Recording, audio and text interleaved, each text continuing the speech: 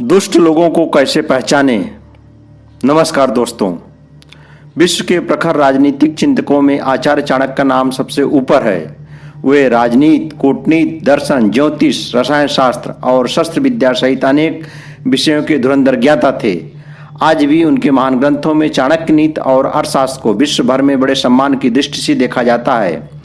मातृभूमि के प्रति अनन्य प्रेम रखने वाले आचार्य चाणक्य की संघर्षपूर्ण एवं प्रेरक जीवन कथा हम लगातार पढ़ते और सुनते रहते हैं। आज इन्हीं महान आचार्य चाणक्य के चाणक्य नीति की कुछ ऐसे बातें आपको बताएंगे जिससे आप दुष्ट व्यक्तियों की पहचान कर सकते हैं और उनसे बच सकते हैं।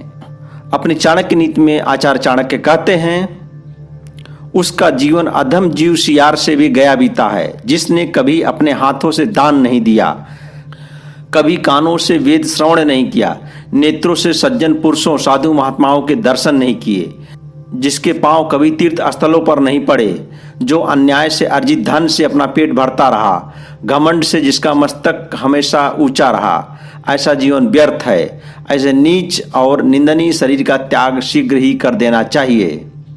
काम वासना से ग्रस्त व्यक्ति रोग रहित नहीं रह सकता। कामांधता स्वयं एक रोग है। अतिशय मोह भी मनुष्य को कमजोर बना देता है।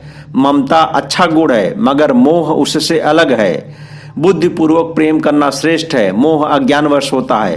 क्रोध की आग में क्रोधी व्यक्ति ही भस्म होता है। आत्मज्ञान से बढ़कर कोई सुख नहीं। सत्य ज्ञान द्वारा ही मनुष्य अज्ञान द्वारा उत्पन्न दुखों को दूर करने का उपाय कर सकता है।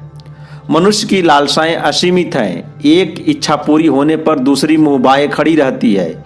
यदि कई जीवन भी एक साथ मिल जाए तब भी उसकी आकांक्षाओं की संतुष्टि नहीं होगी। धन, ऐहिक जीवन, स्त्री संसर्ग और विविध प्रकार के अन्न सेवन के विषय में भी विविध प्राणी अतृप्त रहकर ही चल बसे जाते हैं और जाएंगे।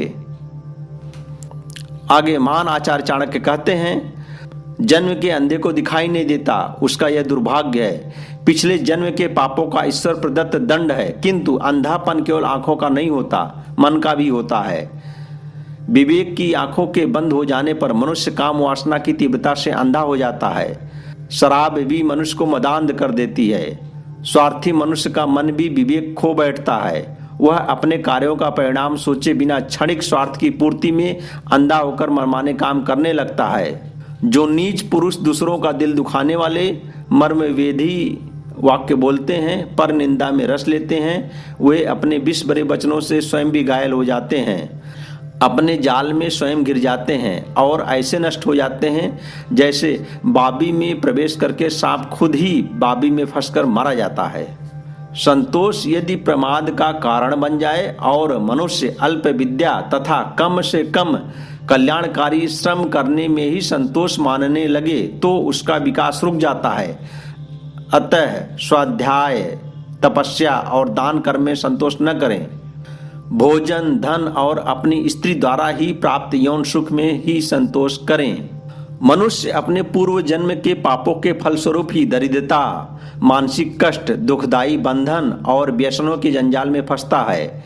वह समझता है कि ये कष्ट उसे अकारण उठाने पड़ रहे हैं। वस्तुतः ये सभी कष्ट उसके अधर्म रूपी वृक्ष के ही फल होते हैं। यूं तो सांप और दुष्ट व्यक्ति एक समान कष्टदायी होते हैं, किंतु तुलना की जाए तो इन दोनों में दुर्जन ही अधिक कष्ट देता है। सांप तो अपने जीवन रक्षा के लिए एक बार ही काटता है, लेकिन दुर्जन समय असमय हर कदम पर अनेक प्रकार के कष्ट देता है। अतः दुष्ट व्यक्ति से कोई व्यवहार ही न रखें, उस पर भरोसा न करें, वह कभी भी विश्वासघात कर सकता है। ज्ञानी और अनुभव की यह उक्ति है कि एक म्लेच्छ यवन एक सहस्र चांडालों के बराबर होता है। यवन से बढ़कर कोई नीच नहीं।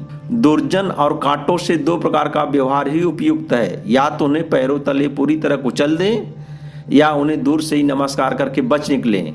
इन दोनों से किसी भी समझौता या मेल मिलाप का कोई लाभ नहीं होगा। राजा लोग संस्कार युक्त, शील संपन्न स्वभाव से सज्जन व्यक्तियों को अपने शासकीय कार्यों में जिस विशेष कारण से नियुक्त करते हैं वह यह है कि वे उन्नति हो या अवनति, जय हो या पराजय, किसी भी अवसर का अनुचित लाभ उठाने का यत्न नहीं करते। वे अपनी मर्यादा में रहते हैं, अवसरवादी नहीं होते, उनमें छल बल नहीं होता।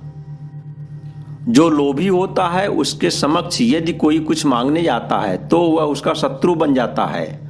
मूर्ख व्यक्तियों को अच्छा उपदेश देने वाला व्यक्ति उसका दुश्मन हो जाता है। व्यभिचारी स्त्रियों के पति उसके शत्रु बन जाते हैं और इसी प्रकार सबको शीतलता प्रदान करने वाला चंद्रमा चोरों का दुश्मन हो जाता है।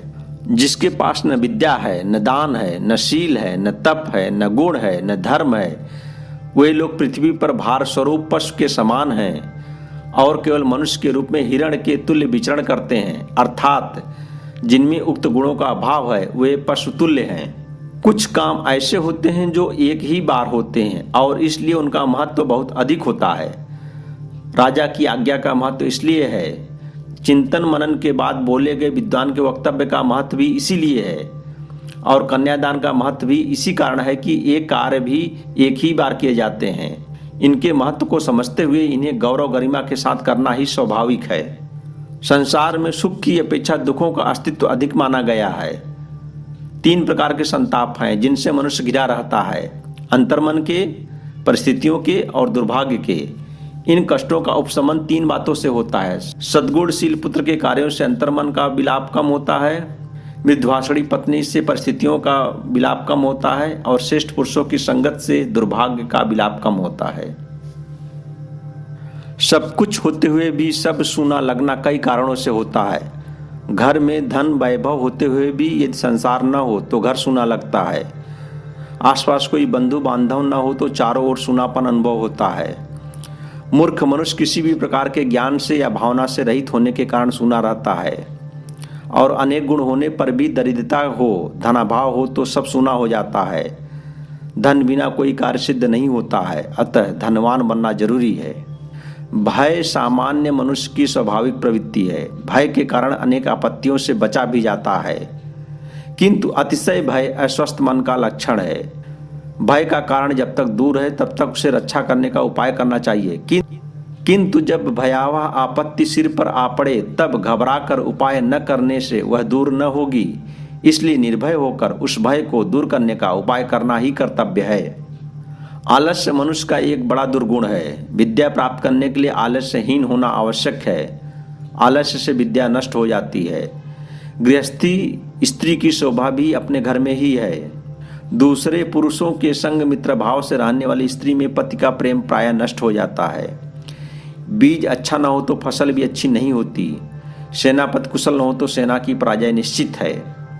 यह दुष्ट जनों का स्वभाव होता है कि वे सज्जनों के फैलते यश को देखकर ईर्ष्या से जलने लगते हैं।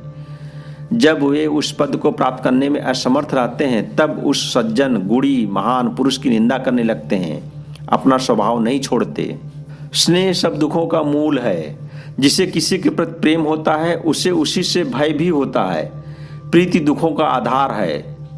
स्नेह के कारण तेल में दीपक की बाती भी जल जाती है। पतंगा दीपक की लौ में भस्म हो जाता है। इसी प्रकार अपनी माता, पति, पुत्र, स्त्री और बंधु बांधवों की परस्पर आसक्ति के कारण मनुष्य इस संसार चक्र में पिसता चला जाता है।